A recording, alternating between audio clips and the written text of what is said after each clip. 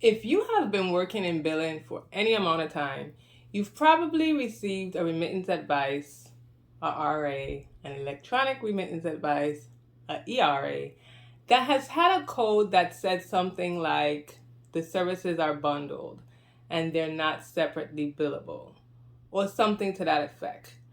And if you have, you might have wondered, especially if you're new at it, what was the reason behind that? Why is this service bundled? Why am I not getting paid for it? So in today's video, we're going to be discussing what bundling and unbundling means.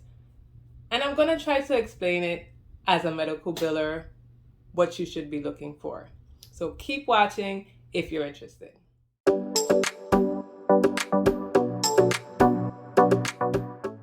My name is Tamika and I'm a certified professional biller. Thank you for coming back, or thank you for joining me if this is your first time. I also want to thank the person who requested this video. Her name is Lady C, and she follows me a lot on YouTube, and thank you again for requesting this video. I hope I can do justice to it. It is so funny how when people ask you something specific that you've been dealing with all the time, when it's time to come up with a video, it's like you forget things, you miss things, even though you do it on a regular basis. So sitting down here trying to just map it all out. If I miss anything, please forgive me, but I'm going to try and do my best to explain it as best as I can. Let's jump into it. So bundling is when one CPT code is used to represent procedures that were performed at the same time, okay? These procedures may have their own code when done separately. So I hope that wasn't confusing. It's one CPT code that represents several procedures done in that one CPT code. So here's an example. A provider may mark off these CPT codes, or the coder may code these CPT codes. 58558, which is hysteroscopy surgical with sampling biopsy of endometrium and or polypectomy with or without DNC. Then we have 58120, which is dilation and curettage, diagnostic and or therapeutic, non-obstetrical. And we have 58100, which is endometrial sampling biopsy with or without endocervical sampling biopsy, without cervical dilation, any method. So if you send off a claim to the insurance company with those three codes, 58558, 58120, and 58100, you will receive back from the insurance company a denial for one or two of those codes. And this is why. Those three codes are, or the last two codes, the 58120 and the 58100, is bundled into the 58558. Because the 58558 code has in the hysteroscopy, it has in the endometrial biopsy, and it has in the DNC. So adding the DNC separately and the EMB, which is the endometrial biopsy, separately, you won't get paid for that because that's already included in the 58558. So when I say unbundling, that is when you use those separate CPT codes when they can be represented in one code, which is the example that I just used above. The 58120 and the 58100 is all included in the 58558. So we can just use one code to represent all three procedures that was done. When you do that, when you separate and unbundle codes, sometimes the insurances miss that and they pay you for each individual code. So they'll pay you for the 58558, which includes the EMB and the DNC, and then they pay you for the DNC separately and the EMB separately, meaning you're getting more of a reimbursement than you should because those procedures are already factored into that one code. Now, you might get paid for them. For the most part, they're pretty good with not paying for them. They realize that it's bundled and they'll give you a message saying that. But then there are some times when they actually pay. And if they catch it, they will request the money back and you will have to refund the insurance back for that. Now, what I wanted to mention was if you're someone who's just doing medical billing, knowing about unbundling and bundling is important, and you should understand it because on the remittance advice, when you get those codes, you need to know what they mean and maybe how to deal with them.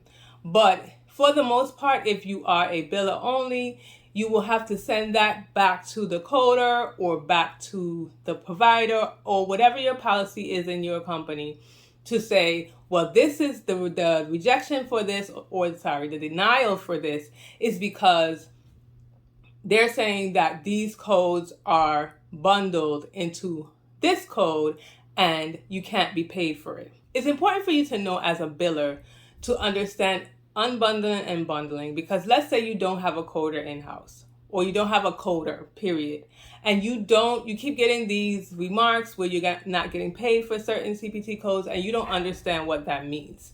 You want to be able to know what to do or how to handle it, or even if you're not the one to handle it, let's say in your practice or for your business, you don't handle corrections of codes, you can at least point the provider or the coder to where it says it, to why it's incorrect, to why it's not being billed. That's why or not being paid. That's why I always say you might not be doing the actual coding, but you should know and understand the coding guidelines and the rules so that you can also then help yourself and help others. So while editing, I realized that I didn't let you guys know how to deal with this situation if you were not paid for those two codes. First thing you would do is write them off. If the insurance company says that they're bundled, and they are truly bundled, because sometimes the insurance company can make errors or just bundle them and they shouldn't be bundled, you need to first make sure that they are in fact bundled together. And if they are, you need to write them off. The second thing you need to do is let the person who is actually doing the coding, or if that's the provider or an actual coder, let them know that these services are bundled into the next service and that they should not bill it like that again. Make sure you give them the resource so that they will know not to do it in the future and you won't have to be writing off anything in the future. It's not just about saying, well, I'm not a coder, they denied this, these codes, and I'm just going to leave it alone. Sometimes the coder may not, which they should. I'm not going to say that they shouldn't. They should know and understand. But a lot of times in small practices, providers are the ones doing the codes and they're not keeping up on this. So you need to be able to show them why these services are not being paid and why they need to correct them and how they need to correct them. But they need to have a source. They need to know why, and not you just changing them and telling them that that's why it needs to be done. Now, on your remittance advice, you may see different remark codes that explain to you why the service was not paid for. M15 is one of those. It says separately billed services or tests have been bundled. Separate payment is not allowed. Also, you may see M144, which means pre or post-op care payments is included in the allowance for the surgery provided. So again, these are two codes that you can see. Now, I feel like I've seen some other remark codes because not all insurance companies follow or have the same codes. They may use the ANSI codes, but they don't always do. Sometimes they have their own codes. If you know any other remark codes, put them down in the comments so we can compare the codes that we see. But those are the two codes that I've come up with to just kind of give you an example of what you may see if a code is not paid because they're saying that it's bundled. Also, if you know that a code is supposed to be bundled together, but for some reason it's supposed to be distinct and you need to show the insurance company that it is distinct, you need to add a modifier 59. Now, a modifier 59 means that it's a distinct procedural service. It's not used on E&M codes, which is evaluation and management codes, is only used on procedure codes. For example, you may use modifier 59 on, let's say, a wound. It is on the same body part, but it's in a different area. So you may have to use modifier 59 to distinguish between it being in a distinct procedure and not grouped together. Medicare has something called the NCCI edits, and NCCI stands for the National Correct Coding Initiative. You can go on their site, which is cms.gov, and these edits are updated quarterly, I believe. So procedure to procedure are updated quarterly, and you can go on there to see which codes would be considered bundled or not bundled.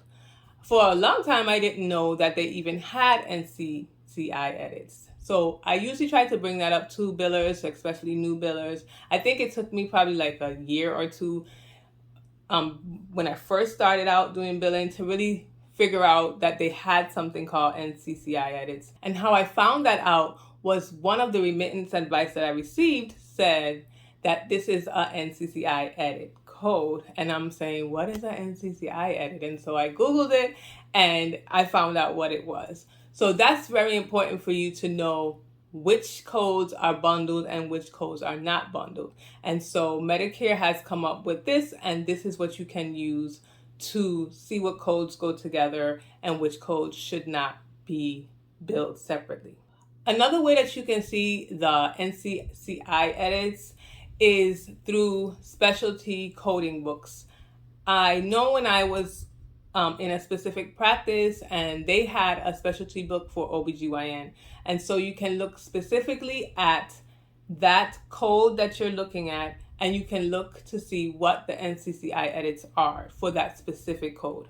If you go to Medicare's website and you have to download the Excel spreadsheet, it's a long spreadsheet. It can get cumbersome, and you have to keep updating it and stuff like that, because they update their information. So it gets cumbersome. But if you have one of the coding specialty books, then they would have that information right next to the code that you're looking at, and it can be quicker to find out which codes are bundled from which codes are not bundled. Also, the individual payers, if you go to their website and you look at their policies, you can see what their rules are when it comes to what they bundle from what they do not bundle for specific codes. Especially if you're in a specific specialty, then you can actually try and look up that specialty and figure out which codes are bundled and which are not. So here are 3 tips if you're unsure about when codes are bundled and you don't want to unbundle them, so you want to just check and see, if they're bundled or not. So the first one is if there are more than one procedure. So of course, if there's just one procedure, there's nothing to unbundle because you're only billing for one procedure, so you don't have to look into that.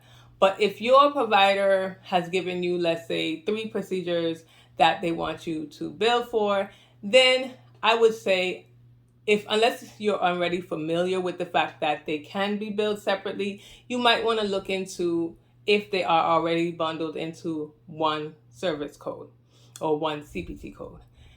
Anything more than 1, so 2 or more, you should just check to make sure. The second thing is if there are similar procedures. So let's say your provider does a sampling of the endometrium, a biopsy, and then he does a sampling of the cervix, okay? A biopsy of the cervix and the endometrium.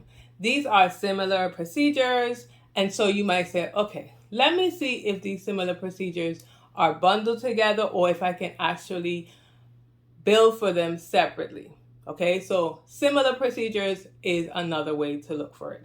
And the last one is similar body parts. So again, if I am doing a hysteroscopy and I'm doing or not me, if the provider is doing a hysteroscopy and the provider is doing a endometrial biopsy of the uterus, those are similar body parts. Both is in the uterus. And so you would say, maybe there may be a code that incorporates both the hysteroscopy and the biopsy, because they are both done on the same body part, which is the uterus.